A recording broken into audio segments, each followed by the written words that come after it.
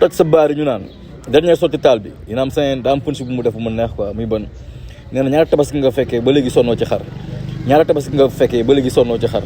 boobu muy bëgg a gars yi ne leen punchline bi ci tabaski ak xar la quoi tabaski ak xaar quoi gis naa ville léegi nee na ñaata tabaski nga fekkee ba léegi sonnoo ci xar maanaam yow tu prends de l'âge parce que tey ji maanaam li ñu naan fekkee ne ñetti nawet ñeenti nawet mais taal bi si tabaski la ko jël mu ne ñaata tabaski nga fekkee te ba léegi sonnoo ci xar maanaam tey ji tu prends de l'âge te ba léegi yaa ngi dute go straight demal looy xaar le temps pas mais tout le temps yaa ngi jël âge di xaar di waaj looy waaj go ahead moo tax mu ne ñaata tabaski nga fekkee te ba léegi yaa ngi toog di xaar boobu mooy punchline dooy fës bi damay gaañ beneen may de mooy lan ci BMJ naam seen Jude Bellingham nee na je suis le rappeur le plus en vogue te pourtant dewuma boîte nee na dewuma boîte te pourtant je suis le rappeur le plus en vogue foofu nag day jël nuance bi quoi entre Baramundi vogue quoi naam seen maam lambu ma seen i bët isanville te gars yi mën nañu gën a streamer maa ngi gën a def featuring quoi naam seen donc da ngay jël boobu quoi Baramundi ak vogue mu ne dewuma boîte mais je suis le rappeur en plus en vogue fi ma ngay tëjee mooy fan Samba Peuzzi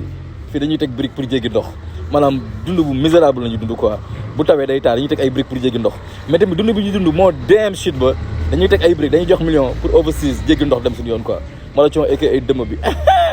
temps bi métti na nag yaa woon I got it bro dóoral mu dem ma